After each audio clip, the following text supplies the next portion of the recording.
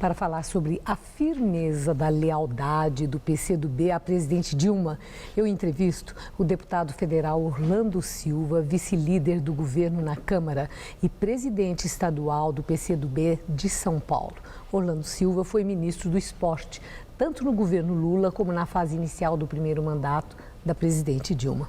Muito obrigada por estar conosco e eu quero começar falando sobre aquele ato de ontem de parlamentares da oposição, as principais lideranças e de alguns dissidentes da base aliada, formalizando ali, entrando num movimento inicial pelo impeachment da presidente Dilma.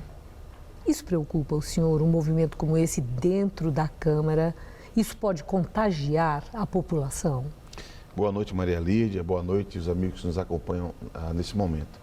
Veja, a oposição é parte do jogo da democracia. Eu considero que a manifestação democrática de partidos de oposição faz parte da vida política, da vida democrática do Brasil. Eu, pessoalmente, fiz até um discurso ontem no plenário da Câmara, manifestando a preocupação, porque as lideranças da oposição do Brasil não podem se apequenar e se associar a algum tipo de provocação que viole o que foi estabelecido na regra do jogo democrático. A presidenta Dilma foi eleita pelo povo. A legitimidade que ela conquistou veio das urnas, não de uma pesquisa ou outra de opinião. É evidente que basta ver que há um desgaste político do governo, há um desgaste nas pesquisas de opinião, mas ela foi eleita. E eu considero que é necessário respeitar a legitimidade que ela alcançou e permitir que ela possa governar. O momento do Brasil e do mundo é difícil. Ela tem adotado medidas para buscar superar esse momento. E eu creio que a oposição deve fazer a crítica, expressar a divergência, mas respeitar a legitimidade que ela alcançou pelas urnas. Bom, claro, quando se fala de impeachment, ninguém fala, nós estamos falando nem eles, em termos de golpe.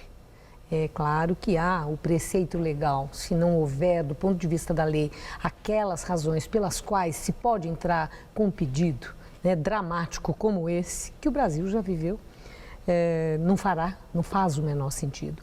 Mas tem uma coisa que é curiosa, e eu quando recebi o seu histórico pessoal, eu vi que o senhor foi um líder estudantil de expressão, foi o presidente da UNE e foi uma liderança dos caras pintadas a favor do impeachment do presidente Collor, que também tinha sido eleito pelo voto do povo.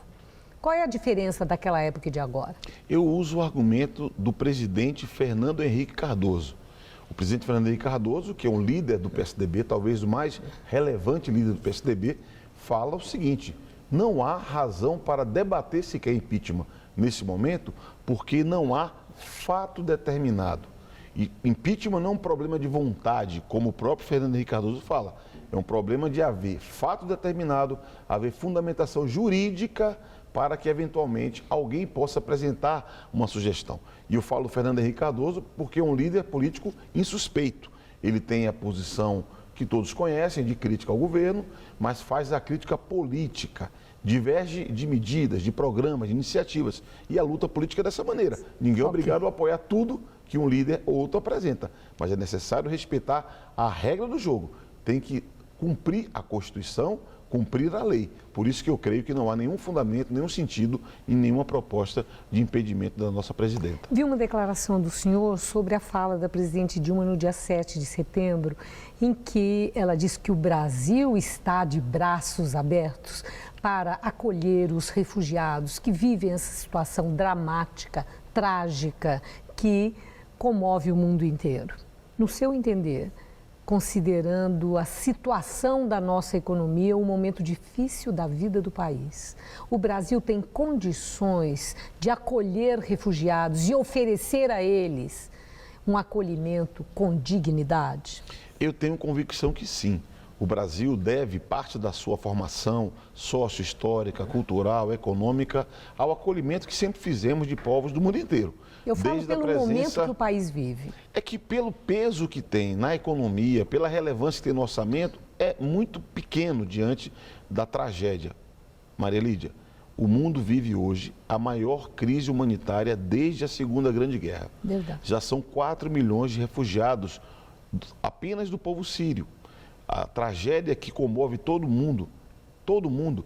O Brasil, pela sua história, pela sua tradição, deve reagir, deve colaborar.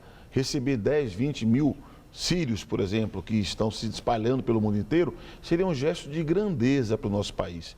E se nós observarmos quanto custaria para uma nação que tem o peso da 7ª economia do mundo, custaria muito pouco, mas valorizaria a nossa tradição de uma nação que defende a cultura de paz, que defende a harmonia entre os vários povos e seria solidário. Veja, quem não ficou tocado com aquela imagem daquela criança de 3 anos de idade numa praia turca? É comovente, é triste e o Brasil, pela sua trajetória, pela sua tradição, pode dar sua colaboração. Deputado, tanto o presidente da Câmara, Eduardo Cunha, como vários parlamentares, parceiros seus na Câmara Federal, responsabilizaram a presidente Dilma pelo rebaixamento do Brasil no grau de investimento. E em função do encaminhamento do orçamento com a previsão de um déficit daquele tamanho, expondo essa condição ao mundo. No seu entender, a presidente Dilma, com essa transparência toda, expôs o país a ideia de que nós não merecemos o selo de bom pagador? Eu creio que não. Há uma crise evidente, uma crise econômica mundial. A China, por exemplo, desacelerou de modo muito acentuado seu crescimento. Os BRICS, que têm um papel importante na economia mundial, também o fez. A Europa patina, o Japão patina. E a crise chegou no Brasil com mais força, porque ao longo do último período usamos as chamadas medidas anticíclicas, que são medidas para momentos de dificuldade que a presidenta Dilma adotou para proteger o emprego e manter em algum nível o aquecimento da economia. Há limites e por isso há uma dificuldade maior do Brasil e a presidenta adota mais medidas, às vezes medidas amargas, para que possamos retomar o crescimento. Eu confesso que vejo essas agências de risco com certa restrição, porque essa agência que rebaixou a nota do Brasil foi a mesma que na crise americana foi multada por 1 bilhão e 300 milhões de dólares porque deu informações imprecisas aos credores americanos. Então eu creio que a presidenta agiu corretamente quando publicou a realidade da nossa economia. E desse modo o déficit é um déficit relativamente pequeno diante do tamanho da economia brasileira e temos que agir para superá-lo e quem sabe fazer um superávit.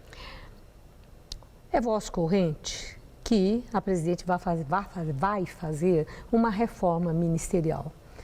Houve aí um zum-zum que ela ia tirar a Luísio Mercadante, foi manchete na Folha de São Paulo. O Palácio do Planalto soltou uma nota formal dizendo que em absoluto não há nenhuma cogitação de substituição do ministro-chefe da Casa Civil, Aloysio Mercadante.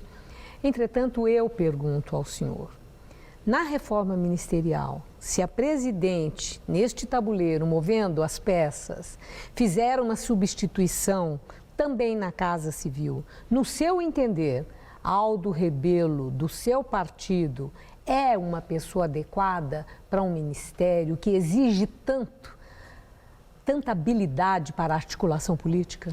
Faz tempo que tenho sustentado, Maria Lídia, de que já chegou a hora da presidenta Dilma zerar o jogo e remontar o governo, reconstituir o seu mandato, o seu governo, à luz do quê? À luz da criação das condições necessárias para ter governabilidade, dialogando com as bancadas da Câmara e do Senado. Essa é a minha convicção. Eu creio que não é adequado fulanizar o debate. O problema não é de A, B ou C. É evidente que o PT, o Partido dos Trabalhadores, que é o partido dela, deve fazer, inclusive, o gesto, deve ceder mais espaço para que o conjunto das forças políticas possam somar ao governo da presidenta Dilma e colaborar para que ela possa liderar a saída da crise, a retomada do crescimento e a garantia de que o país continue caminhando para frente. Aldo Rebelo eu conheço, São Paulo conhece, o Brasil conhece. É um grande quadro político. Ele estará pronto, creio, para assumir qualquer responsabilidade que seja a serviço de um país melhor. Muito obrigada. Uma boa noite, agradeço sua entrevista. Boa noite.